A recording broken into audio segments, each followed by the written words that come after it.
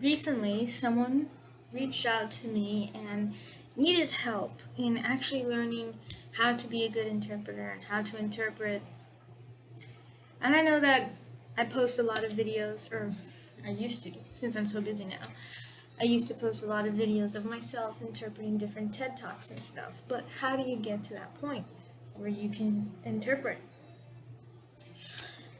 Well, there's a lot to it, and there's this book that I recommend called "So You Want to Be an Interpreter," and it talks and it explains about literally everything that an interpreter needs to know. So I highly recommend that book. I can't find that book. I have so many books all over my house, and I have no idea where that specific book is. But all you have to do is put on Google "So You Want to Become an Interpreter" and get the latest edition, and it'll be a great help to actually interpret, because this book is all about just ASL. But just because you know ASL and can sign ASL doesn't mean that all of a sudden you can start interpreting. Those are actually two different things. Interpreting and knowing ASL, two different things. Just because maybe you're even fluent in ASL and you know everything about ASL doesn't mean that you can automatically hop on to interpreting. It's a different mental process when you are interpreting. And that's something else you need to do research on, is the different models of interpreting. There are different theories of what actually goes on in someone's brain when they're interpreting from ASL to English or to English to ASL. So I also recommend doing research on that. Just Google the different models of interpreting. You're going to get different theories, you're going to get different things. There's one from Coakley, there's so many different names, I don't even remember. They made us memorize all of these different models so many years ago, and it's hard to remember them now. You don't have to memorize them, but they're just there for a general idea. Now, whose model is actually right, whose model is actually more accurate, I believe it is different for each interpreter, That was the model that works for that interpreter. You're going to find different interpreters that follow different models, or maybe have their own model that they made up for themselves. But just put in Google the different models of interpreting, and you're going to get different theories, different models with different steps. My perspective, my opinion on the process or the mental process of interpreting starts with listening. Right? It starts with listening. Whether you're listening with your ears or listening with your eyes, it starts with listening. Let's focus on English to ASL. So it starts with listening. And listening is, you're not even thinking about how do I interpret this. You're trying to understand what the speaker says in English, not in ASL, in English. What is the speaker saying in English? Just listen to understand the message. What is the speaker trying to tell me as another audience member? Not even as an interpreter. What am I supposed to learn from the speaker? You're listening to understand. And the first step is listening. You can even split those into different steps. First you listen, then you try to understand, and then you try to process the information. You try to think to yourself, how am I supposed to convey this in ASL? Some people could even say that processing has understanding in it, right? When you process the information, you try to understand the information, and the next step of processing is, how would I sign this? How would I convey this in ASL? So it's a 4 to 3 step process depending on how you look at it.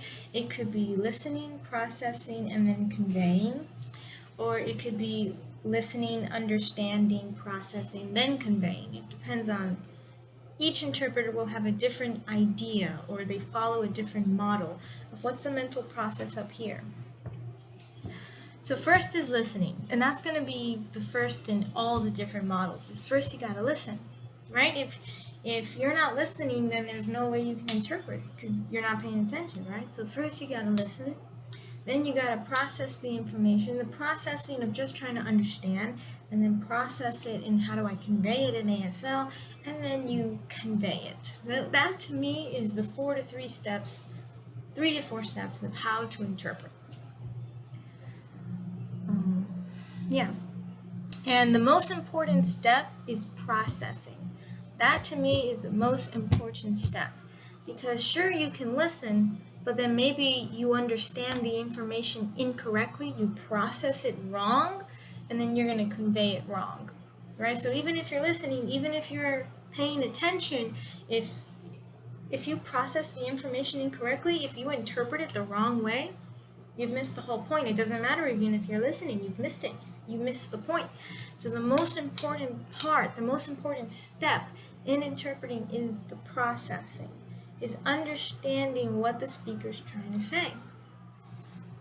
And the best way to strengthen your interpreting skills is to strengthen your processing skills. And of course, the best way to strengthen your processing skills is to give yourself more time to process. It's called lag time, giving yourself more time. A lot of interpreters are scared that they have to interpret things quickly or else they're going to forget it. That you hear and then you instantly interpret it, and you don't have any time to wait for more information because, hey, I'm going to forget what the person just said. If I don't interpret it now, I'm going to forget.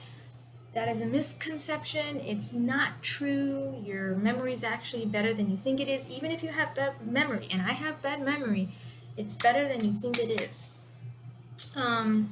So give yourself a few seconds. I'm talking like just 5 seconds. Some people think like, oof, a lot of information can be said in 5 seconds, but I'm telling you, wait.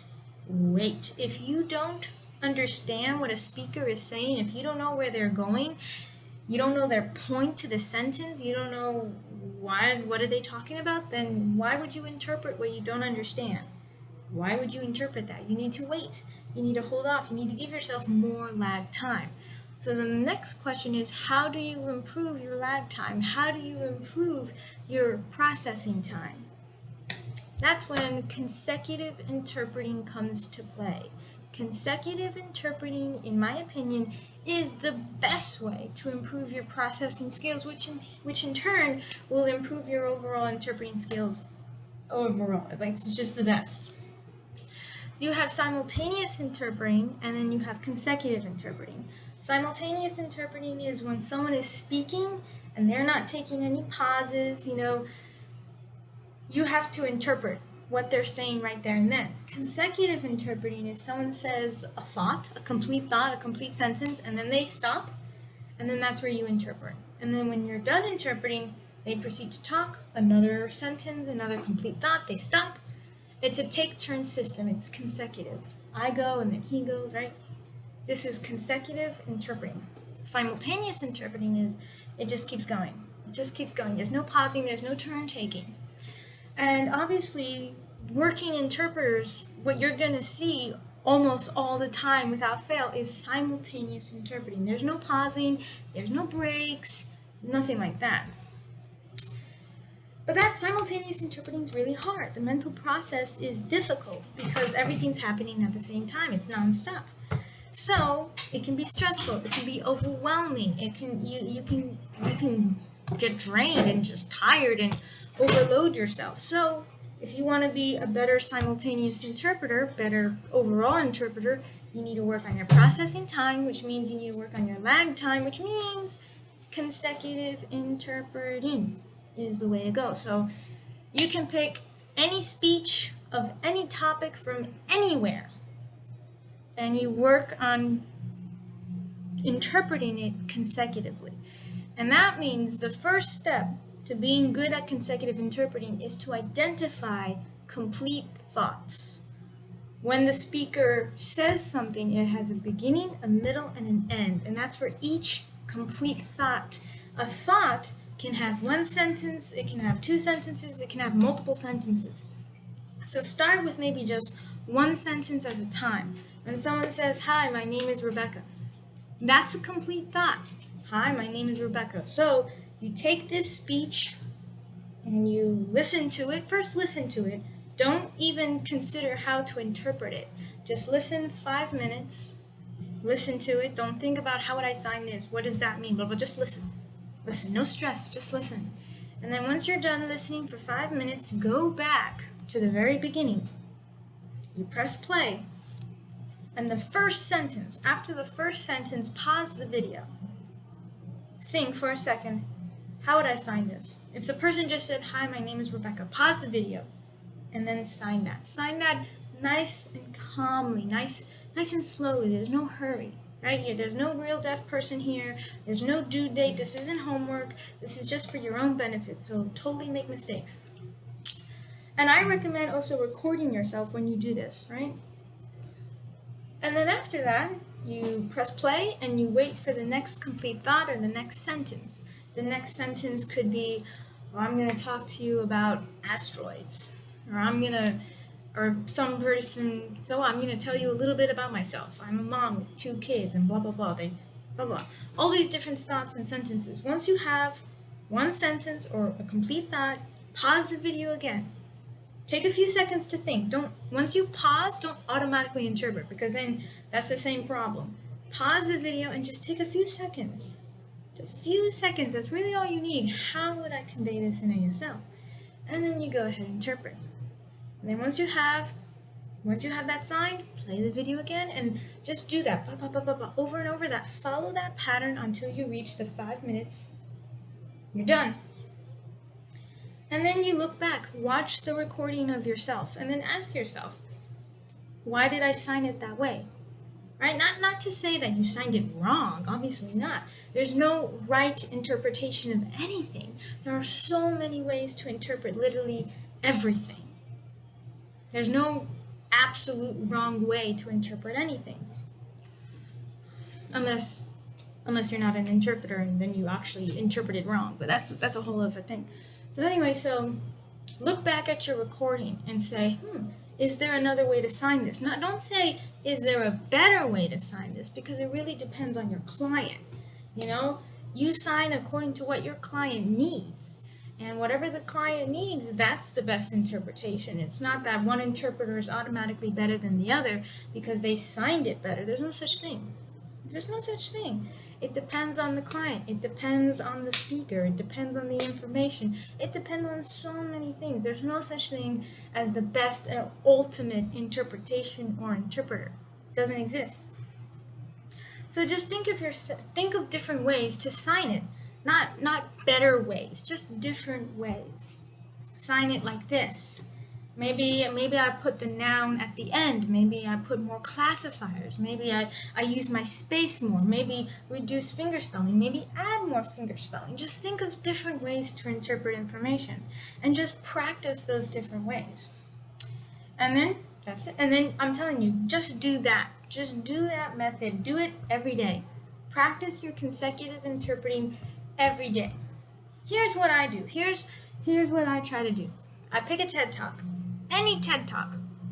A TED Talk, but it helps if it's a topic that you're familiar with or a topic that you like. Something not overly complicated like neuron science or something really difficult like the evolution of, the universe. No, start with something that you're familiar with. Start with something you understand. Start with something you can relate to. Pick a speech or a TED Talk. Anything of the sort. Pick it. Listen to it for 5 minutes. 5 minutes. Just listening. Not even thinking about how to interpret it. Just listen. And then once the 5 minutes are up, you go back. Do it consecutively. And then once you're done doing it consecutively, you can do it simultaneously. And follow that pattern. Listen, consecutive interpret, and then simultaneous interpret. Do that system.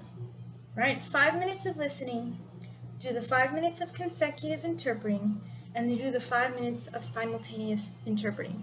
And you can record yourself for both. And then maybe you can even compare the two. You're going to notice that the way you sign something consecutively versus simultaneously is different. You're going to notice that you didn't sign every detail like you did consecutively versus simultaneously. And why is that? is because you had more time to process consecutively, and simultaneously you didn't. But that's normal, that's okay. It is expected that it isn't going to be as detailed or isn't going to be as thorough. Does that mean that it's somehow wrong and you interpreted everything wrong and you're missing information? Not necessarily. It depends. You need to record yourself. You need to compare and watch yourself. Why did I pick this sign and not that sign? Why did I omit this information but I had it in consecutive interpreting? Ask yourself these questions. Brainstorm. It's all about critical thinking. And once you get into that habit of listening and then consecutive and then simultaneous and watching your recordings, you're gonna improve in interpreting so much. I'm telling you, if you do these steps, it will help, but it wouldn't be as helpful when you don't record yourself. If you don't have anything to look back to, if you don't have anything to compare to, it's going to be a really slow process. But if you record yourself and you look back and you compare your recordings, you're going to improve if you do it every day. And this system takes about like 30 minutes a day. 30 minutes a day. If 5 minutes are too much, do 3 minutes. 3 minutes, you can still have a lot of information, depending on the speech or lecture or TED Talk. 3 minutes, 5 minutes, and then as you get better, you can increase the minutes, 6 minutes, 7 minutes, blah, blah, blah, blah, blah, blah. And just do that. I'm telling you, to just do that, your interpreting skills will go through the roof. Do it every day. Every day. Here's a challenge for you.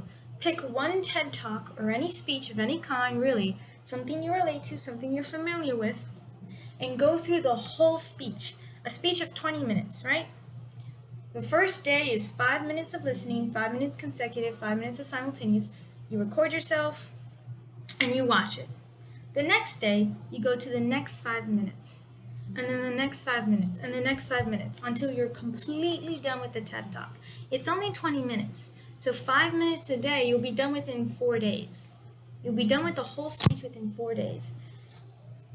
And then start all over, right? Do the same TED Talk again and again and again until you've really saturated every little bit.